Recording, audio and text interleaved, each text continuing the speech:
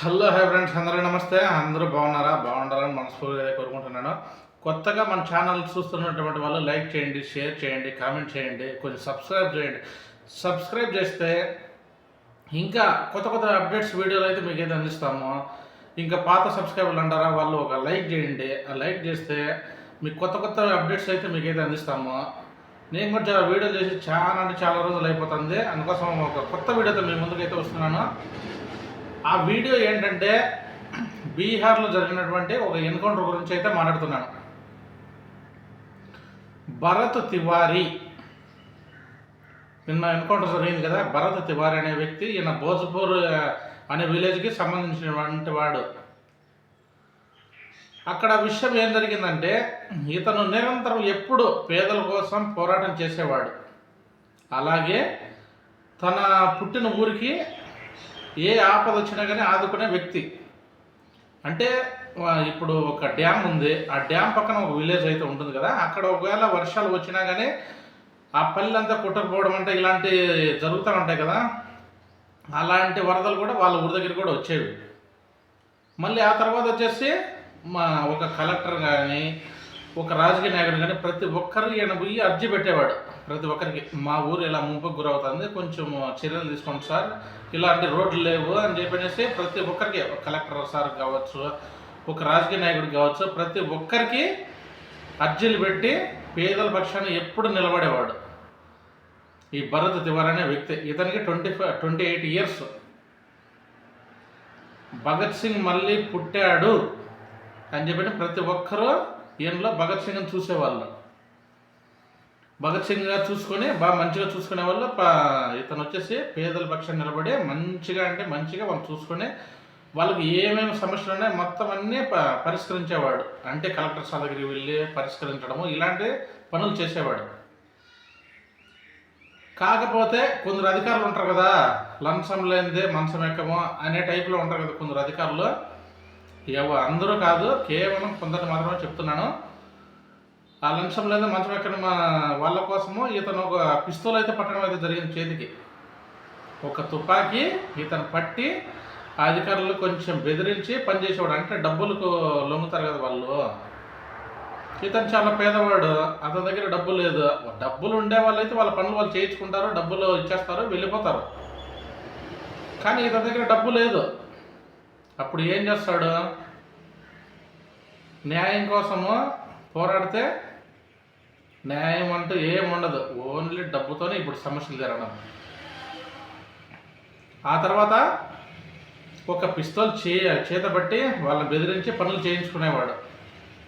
ఈ విషయం గవర్నమెంట్ దగ్గరికి వెళ్ళి అతని మీద ఆ పిస్తోల్ స్వాధీనం చేసుకొని ఆ తర్వాత వచ్చేసి ఎన్కౌంటర్ చేయడం అయితే జరిగింది. అతన్ని పట్టుకుని ఎన్కౌంటర్ చేయడం అయితే జరిగింది. ఒక్క విషయం చెప్తున్నానండి, ఇప్పుడు అతను పేదల కోసమే కదా అతను పోరాడుతూ ఉండేది. వాళ్ళ సమస్యలు ఉన్నాయనే కదా పోరాడుతూ ఉండేది. ఇప్పుడు రాజకీయ నాయకులకి ఓట్లేసి గెలిపించేది ఎందుకు? పనులు చేయాలని చెప్పి పేదలకి కొంచెం ఏదో హెల్ప్ చేస్తారనే కదా వాళ్ళ మీద, మీ మీద నమ్మకంతోనే కదా ఓట్లేసి గెలిపించడము. కాకపోతే ప్రజలు చేసే తప్పు కూడా ఒకటి ఉంది. మెయిన్ పాయింట్ ఏదంటే డబ్బుకు ఆశపడడం. సంతలో ఒక పొట్టేలో 8,000 నుంచి 10,000 రూపాయలు పలుకుతుంది. చిన్న పొట్టేలు అయినా కానీ, మేకపోత అయినా కానీ. కాకపోతే మన మనుషులం 2,000, 3,000కే లొంగిపోతున్నాం ఓటకు వినియోగించుకోవడానికి. అసలు మాకు ఈ డబ్బు వద్దు అని చెప్పిన ప్రతి ఒక్కరూ ఆలోచించి, రాజకీయ డబ్బు వద్దు అనేసి పల్లెకు ఏమైనా సమస్య వస్తే వాళ్ళ దగ్గరికి వెళ్తే ఆటోమేటిక్గా వాళ్ళు పనులు చేస్తారు. డబ్బులు తీసుకున్నామంటే ఏదో చూడండి ఇలాగుంది, నాకేమైనా ఊరికేనేసే ఓటు అని చెప్పి అడుగుతారు వాళ్ళు కూడా, రాజకీయ నాయకులు. ఇది గమనించాలి ప్రతి ఒక్క వారు, ఇది మాత్రం పక్క గమనించాల. కాకపోతే ఆ పిల్లాడిని చంపడం మాత్రం నిజంగా చాలా దారుణం. పేదల పక్షం నిలబడినందుకు కాల్చి చంపేస్తారా చెప్పండి? ఇప్పుడు తుపాకీ పెట్టినాడు బాగానే ఉంది, తుపాకీ పెట్టి వాళ్ళని బెదిరించి అక్కడ చేస్తున్నారు, అంతేగాని ఎవరినైతే చంపలేదు కదా అసలు. కాకపోతే ఇవి ఉంటాయి కదా, కోర్టులు ఉన్నాయి కదా, రాజ్యాంగం ఉంది కదా, మన భారతదేశంలో రాజ్యాంగం నడుస్తుంది కదా, కోర్టులో హాజరుపరచండి. ఆ తర్వాత అతను అక్కడ చెప్తాడు కదా, డైరెక్ట్ మీరు ఎన్కౌంటర్ చేసేంత స్థితికి ఆ గవర్నమెంట్ ఎందుకు మీకు ఇచ్చింది, ఎందుకు కల్పించింది అతను చంపమని.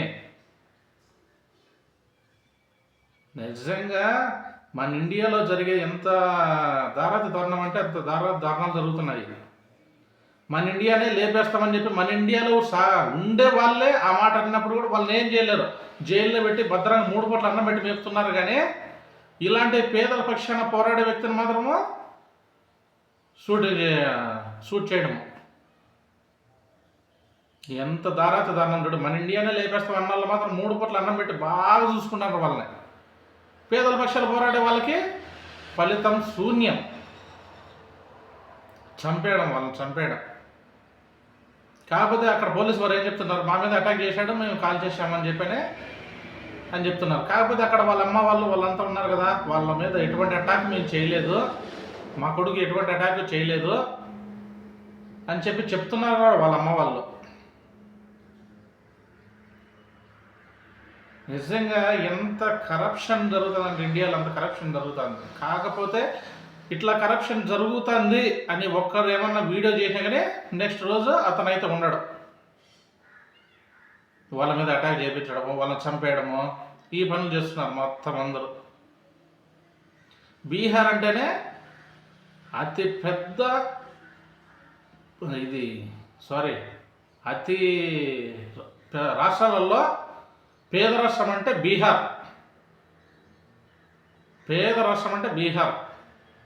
అలాంటి వాళ్ళ కోసం అతను ఎంత పొరలాడి ఫేస్బుక్ లైవ్ పెట్టి చూడండి మా ప్లేస్ ఇలా ఉంది, మా ఊరి దగ్గర ఇలా ఉంది అని చెప్పనేసి. కాకపోతే ఇలాంటి వాటి కోసం ఎంతో పోరాటం చేశాడు అతను. ఆ తర్వాత వచ్చేసి ఎన్కౌంటర్ జరిగింది. అంతే మన దేశంలో జరిగేది ఇదే. అందుకే చూసి చూడనట్టు ఉండాలని అనిపించేస్తుంది ఒక్కోసారి.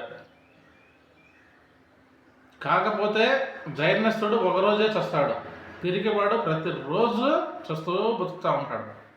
ఇది మాత్రం నాకు తెలిసిన నీతే. ఉంటాను మరి. జై హింద్, జై భారత్, భారత్ మాతాకి జై.